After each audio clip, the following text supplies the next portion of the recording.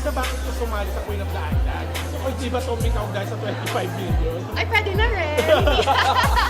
25 million is 25 million. Anong plano mo kung sakali man na ikaw ang talagang kauna-unahang Queen of the Island?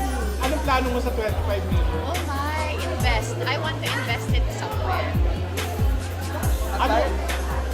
Ano yung hindi pa namin nakikita kay Atisa na ipapakita mo sa amin sa Queen of the Island? Parang nakita niyo na ata lahat eh. Kaya nga, kailangan manalo ka. Pag-iisipan ko muna. Kailangan may paandar ako para manalo. Tita, sa lahat ng na-interview namin, ito ang gusto nilang kasama sa top show.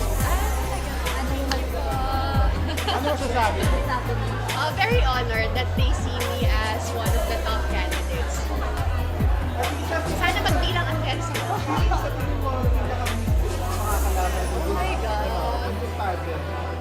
Ang daming girls. Like, nandiyan si Kazili, nandiyan si MJ, nandiyan yung mga rampadora, mga talakera, nandiyan si MMD. So, hindi ko alam. Tapos may mga bagong girls rin na ang gaganda rin nila. So, hindi ko talaga alam. Hopefully si MMD or si Kazili.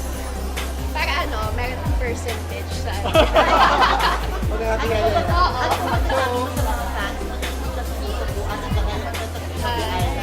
super thankful always for the support of the Atis Parents and everyone who supports me. Kasi kahit sinabi kong, tapos na ako, wala nang next, nandyan pa rin sila. So, nakakatuwa na yung support all throughout, nandyan pa rin kahit ano mangyari. Why should you be the first Queen of the Island?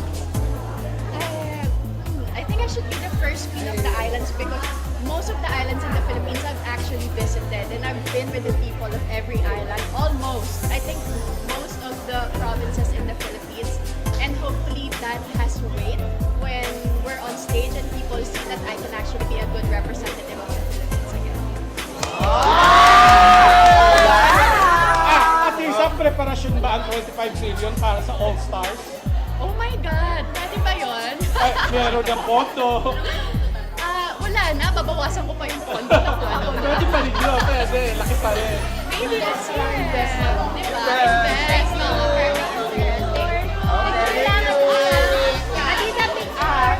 So atin pong napanood mga kapolitika si Miss Universe Philippines 2025 at Miss Universe third runner-up na si Atisa Manalo dito sa kanyang interview kasama itong mga vloggers dahil nitong mga nakarang araw ay grand launching ng Queen of the Islands Philippines. So marami na po ang mga haka-haka at mga rumors kung ano ba talaga itong Queen of the Philippine Island. Pero ang talagang check sa ngayon is 25 million daw yung papremyo dito sa Queen of the Philippine Islands. So hindi natin alam mga kapolitika kasi may mga nagsasabi na ito daw ay movie.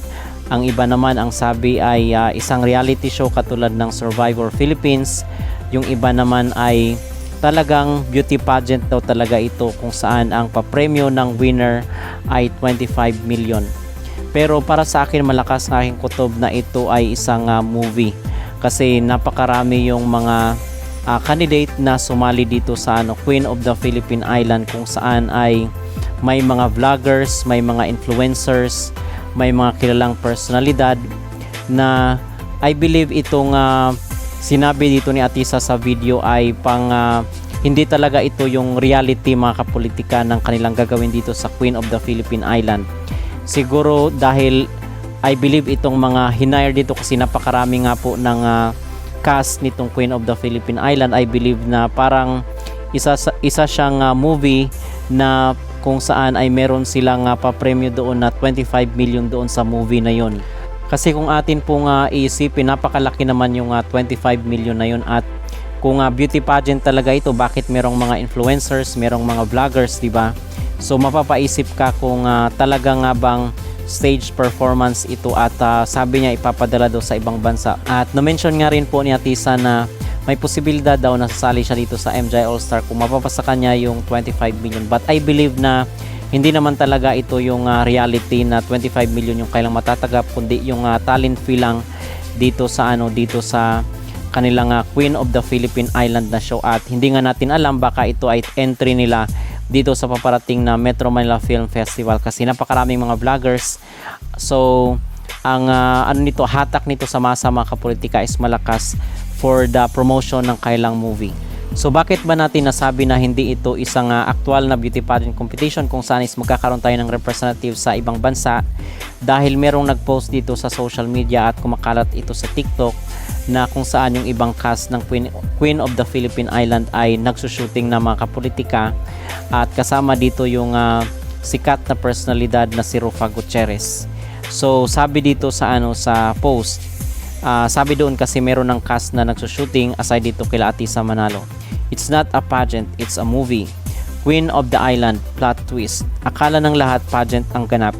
Lalo na nang maspat ang mga kilalang beauty queens na sina Michelle D, Atisa Manalo at Arila Arida, kasama ang beauty queen actress na si Rufa Gutierrez, host at TV personality na si Tim Yap, at marami pang iba. Pero hindi pala ito coronation, movie shooting pala. Queen of the Island now shooting. So nagsushooting na in fact, at sa tingin ko ito ay maging entry nila dito sa Metro Manila Film Festival na gaganapin sa bansa sa buwan ng Disyembre. So yun yung suspicion ko mga kapolitika, dahil parang imposible naman, napakarami nila, and then merong mga influencers at mga vloggers. So doon is mapapaisip ka kung talagang pageant. At syempre hindi naman sasabihin niya ni Atisa Manalo dito sa interview kasi para maging interesado pa yung mga tao at mag-wonder talaga sila kung ano ba talaga itong Queen of the Philippine Island. So ganun po yung aking take dito mga kapolitika sa sinabi ni Atisa Manalo. At dito naman ang sabi nila ay ito daw si Chavit Singson ang producer nitong Queen of the Island. So maliban po dito kay Atisa Manalo ay makakasama rin po nila yung sikat na TV personality na si Sanya Lopez, Michelle D, Miss Universe 2023, MJ Lastimosa, Miss Universe Philippines 2014, Iliana Marie Aduana, Miss Earth Air 2023, Faith Da Silva, actress and singer, Shovi Itrata, rising TV star and personality, AZ Martinez, media personality and performer, Gazini Ganados, Miss Universe Philippines 2019, Alithia Ambrosio at Tara Valencia. At actually marami pa iba yung hindi ko gaano kilala mga kapolitika ang kasama dito sa cast ng Queen of the Island na movie.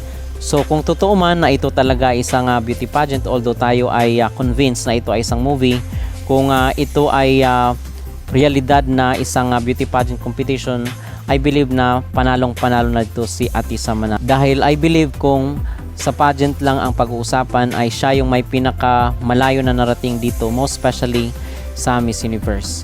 Okay, at alam naman po natin yung makasaysayan na na journey ni Atisa Manalo doon sa Miss Universe na ginanap sa bansang Thailand last year 2025. At maliban po dito sa Queen of the Island, meron po pala tayong update dito sa continuation nung usap-usapan dito sa social media patungkol nga sa isang major beauty pageant competition na naibenta na at may bago ng may-ari. So bumalik na naman sila dito sa Miss Universe mga kapolitika, na ang sabi nila baka ito daw yung pageant na may bago ng may-ari. So ito yung post dito sa isang group. Is the Philippines the new home of Miss Universe? Who bought it? The most powerful brand in beauty has officially been taken over. Out with the old regime. Welcome to the new empire. The primary prospect, former Ilocos Sur Governor Luis Chavit Singson, publicly revealed that he has been in discussion to buy out the Miss Universe organization MUU. He teamed up with former MUU executives Paula Shugart and Sean McLean to explore purchasing the global franchise.